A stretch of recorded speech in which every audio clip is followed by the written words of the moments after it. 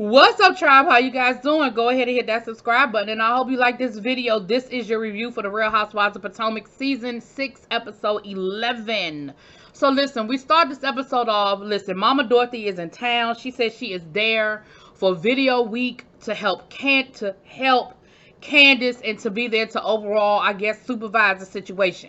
But in the scene we see her in, she is supervising Candace around that new house. Now listen, Candace is trying to lay out the things that she wants to do, the interior design and decorating that she's trying to get done, and Mama Dorothy is being shady. She being shady.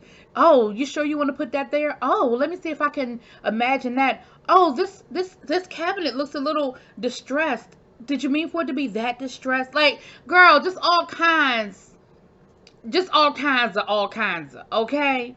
And of course, she said Dorothy is here almost more now that her name is not on the deed than when her name was on the deed. I said only because you let her. Listen, I get it and I understand for a lot of people, you know, it's your mama, it's your mama, it's your mama. But at the end of the day, it is now your house. Put some boundaries in place. Okay? Anyway, then we see Karen. Lord, not Karen, Giselle. Y'all don't know why I want to keep confusing them. Giselle taking her oldest daughter out. She finally got her permit and she is taking her out driving. Listen, this scene was absolutely hilarious, right? It was absolutely hilarious because every parent and child can relate to this scene. She was taking her out for her first drive down to the parking lot. I remember my first drive to the parking lot. My mama took me. For those of y'all who, if you know, you know. For the people, if y'all are from the DC area and you are watching this video, just put it down in the chat that you know what I'm talking about. It was a Safeway parking lot, okay? And it was off of over where the Rough and Ready is, on the other side of the Rough and Ready where you get your crabs from, over in Northeast DC. That's where I went. I did my first little drive. Now, I don't think that's the Safeway anymore. No, it wasn't a Safeway. It was a Giant. It was a Giant. It's not a Safeway. It was a... Was it a Giant or a Safeway? Anyway, it ain't there no more, so it don't matter. But it was right there, right off of... Now I ain't gonna remember the street. Anyway, it don't matter. Y'all know what I'm talking about. If you from the area, you know what I'm talking about. Now, poor Grace was on curbs and hitting cones. She damn near hit the damn cameraman. They had to break the fourth wall, baby. She almost hit the damn cameraman. And I believe that Giselle was thoroughly scared shitless. Okay? But I'm sure that I know I did it to my mama. My mama used to hold on to the side. I think her knuckles were white. By the time I got done, she got to the point where she was like, yeah, your daddy I can't do it no more. Your daddy gonna have to take you out. And Giselle said that. She said if her father was local, I would absolutely leave this part to him because she is working my nerves. It was a cute scene. Moving on. Mia and her mom, we see that Mia's reaching out to her mom because, you know, they said they were going to try to work things and you know, spend more time together and be closer. And she said her mom is so busy, you know, and come to find out that her mom lives with her younger siblings. I think she has twin younger siblings and then an older sibling. And she actually takes care of their kids. And, you know, she feels some kind of way about it because she was like, you know, I actually had wanted her to, you know, help me with my kids, and she didn't want to do it. And now she's sort of like a full-time nanny to, you know, my little sister's kids. And, you know, I just kind of feel some kind of way about it. Then we see her with her husband, and she's telling us about how the growing pains they had when she first took over the business, and, you know, her managing his chiropractic business, and how, you know, he was trying to tell her what to do. And she had to let him know, I don't need you to tell me what to do. You know, I know what I'm doing. You can't micromanage me. You not my daddy. You know, you my husband. And how she had to get him together. And she said, you know, he's like, you know, a house husband now. And he just got to trust me to run the business the way it needs to be run. I was like, girl, okay. All right, then. And so they were having this whole conversation about, you know, him being involved and trying to manage her, and how basically she was like, you know, how she got him in check, honey. She got him together. because you know she knows how hard it can be and how it can carry over into your home life and you know all that kind of stuff. And I just felt like that was laying the groundwork for her messy ass later on in this episode. But we'll get there, child. We'll get there. So then we see Karen working on her candle, which she is clear to let us know that her candle is different from Wendy's candle, because Wendy is a 1 wick. That's more for like a powder room. Hers is a 3 wick. It can light up a whole floor. And you know, she don't feel no kind of way. She said, you know, we do market research over here, LaDom, honey. We don't just rush to put out a product, honey, okay? Then we see Wendy pitching her product to Eddie. She done went on Google, honey, and she done came up with a whole lot of fancy terms and words and phrases, and she is breaking it down for him, and she is reading it to him, and he listens, honey. You know, y'all know how they edit it, so she went on and on and on, and he was listening, and then finally he said, so how much is this gonna cost? Well, let me get back to you on that. Girl, what did you Google? I mean, girl, what did you Google? Then we see Ashley visiting Uncle Lump and family, and she proceeded to tell them how her uterus was hanging out. Listen, she said that this is her family and she feel comfortable. Listen, Ashley has never understood the term of gatekeeper. She has never understood that everything that you thinking don't mean it needs to come out, and everybody don't need to know everything. Don't nobody want to hear about your uterus. Don't nobody want to hear about your uterus hanging out. Don't nobody want to hear about your uterus not healing. Don't nobody want to know nothing about your uterus, ma'am. Then she went on to talk about how Michael is getting into the movie business, and how, you know, she was a little apprehensive at first, but now she's sort of on board. She think it'll be a good thing, and they learned their lesson from Oz when they did the restaurant together and what to do and what not to do, and she think it'll be all right. She said that, you know, Uncle Lump is still not 100% on board with Michael ever since what happened last season with the cheating, and she really wished that they would get in a better place, but you know, it is what it is. Yeah, it is what it is, okay? Then we see Robin checking out a space, which I think this was a pretty neat spot. I didn't know nothing about this, where basically it's a warehouse. It's a warehouse situation where you can sort of rent a suite, and it's specifically for small businesses who have outgrown the home but not quite ready to take on the full load of like their own either storefront or like their own warehouse or whatever. Or their own warehouse or whatever. And so, you know, they have different size suites. They have a loading dock, and you know, the different prices, they range from $1,700 to $2,000. And Juan was like, ooh, that's a little pricey.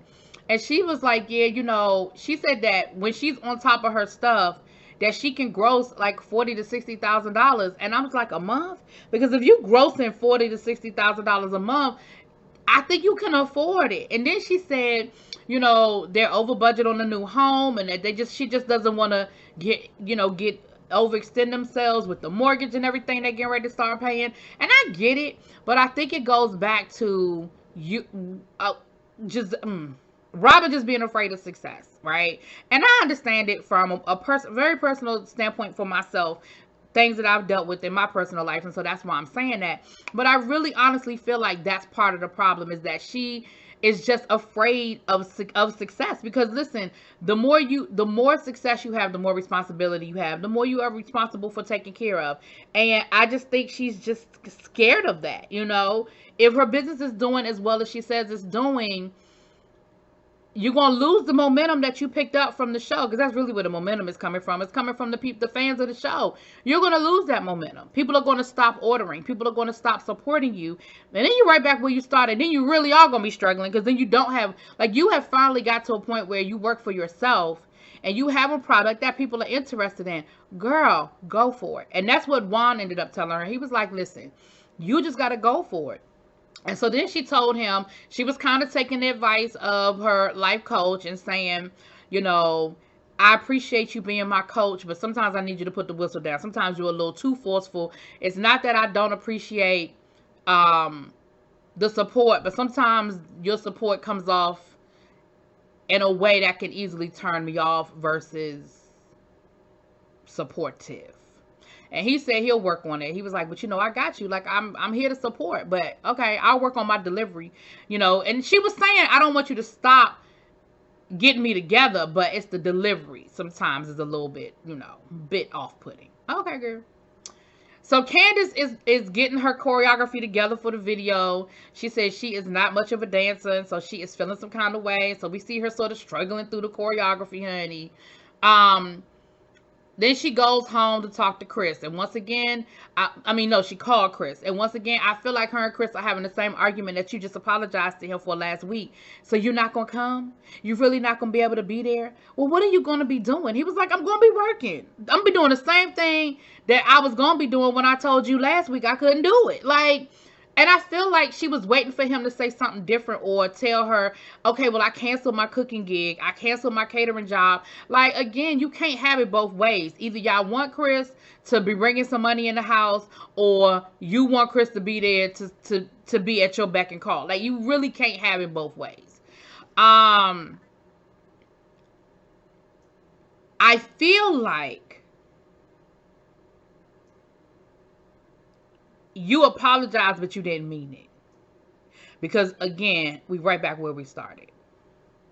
Anyway, we get to the video shoot, and Mia is the first one to arrive. And, of course, she immediately is complaining. Why are we out here in the middle of nowhere? Where is everybody? How did I get here first? I could understand that. If you were there on time and nobody else was there. Now, mind you, Chris also told Candace, I need you to be on time.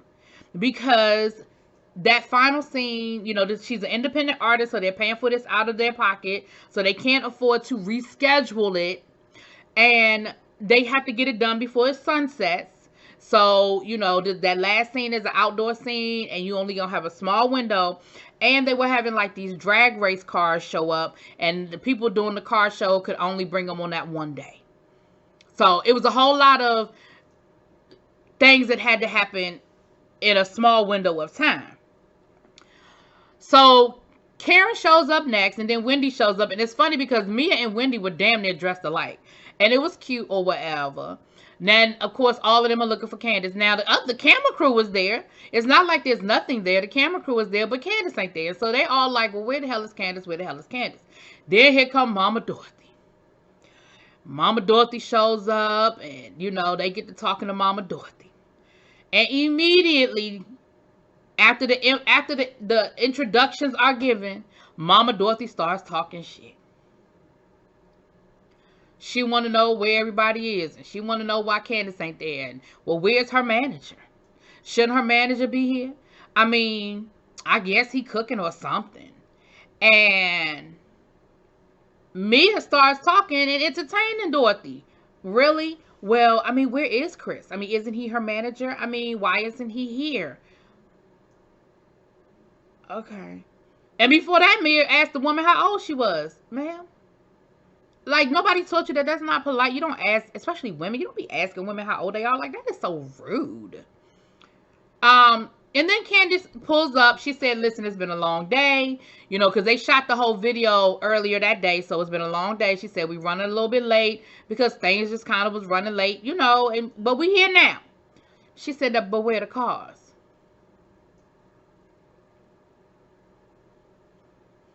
Ain't no cars. She said, but where the cars? No. Ain't no cars. So she immediately, I give her credit, she kept her calm. She tried to call Chris. Chris didn't answer the phone. Why didn't Chris answer the phone? Because Chris is doing his job. He's cooking, right? He ain't sitting next to the phone. He cooking. Okay. Robin shows up. Now, y'all know that must be Lady Robin as was there. But Karen showed up later than Robin. Alaska showed up.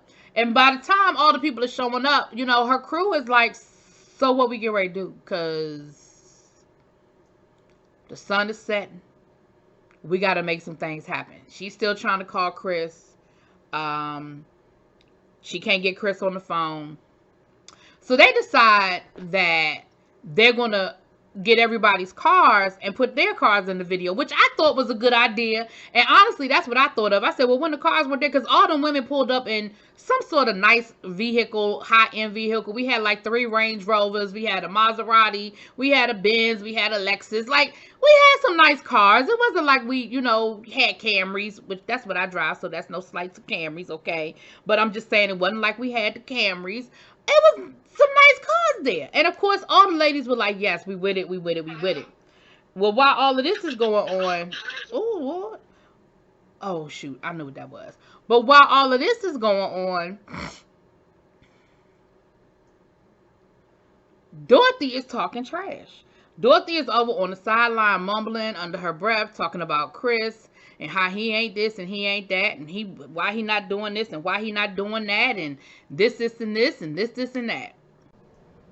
Now Mia was with the shits, right? Mia was over there with Dorothy cackling and cackalacking about Chris, and had the nerve to even ask Dorothy, well, does Chris get paid?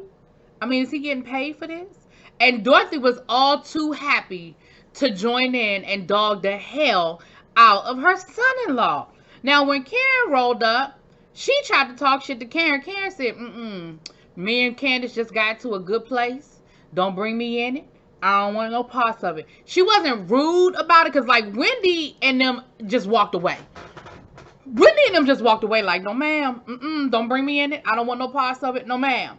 But here's what my problem was. A couple of problems I had. One, in that first episode where Candace was talking to you about Karen and her talking to Karen and, them trying to get into a better place, you told her to watch her back. You told her be careful.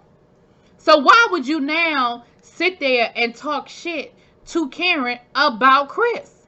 Second of all, Wendy, you walked away because you were like, I'm not playing that game. I'm not getting involved in that. I don't do families. But then you proceeded to walk over to Candace and tell Candace what her mama was saying. Like, the woman is literally sitting here trying to get her video done and figure out how to get all of this done. The last thing she needs is for her to find out that her mama over there talking shit. Like, that could have been a text message later on in the day. You could have called her the next morning and said, girl, listen, I ain't trying to start no shit, but you need to know A, B, C, D, E, F, and G.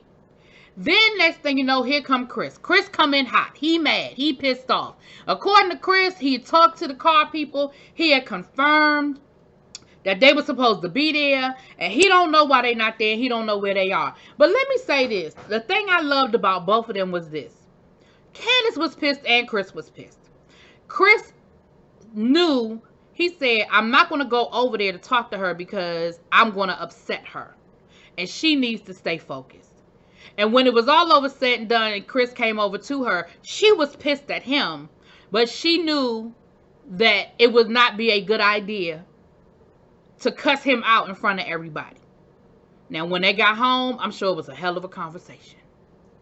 But I give both of them credit for understanding in that moment the best way to handle each other. I give them credit for that. Now, what happened when they got home, baby? I don't think the camera crews followed them home that night, because that'd be a whole nother show. But I can respect the fact that they, in that moment, knew the best way to handle them. And Miss Dorothy, you shady as shit. And I think that was rude as hell. And then when Chris showed up, you had the nerve to be like, hey, Chris, hey, how are you? Hi. Keep that same energy, Dorothy. You've been talking shit about this man all afternoon. Keep that same energy. And Mia, you messy as hell. You had absolutely no reason to join in that conversation and cackle with her mama while she was sitting there talking shit about Chris. You ain't got nothing to do with that. You ain't even been here long enough to get in on that one. You ain't been here long enough to get in on that one. Okay? And then Dorothy had the nerve to insinuate. Now, she didn't come right out and say it, y'all. But she insinuated that she was helping pay for that house some way, shape, or form.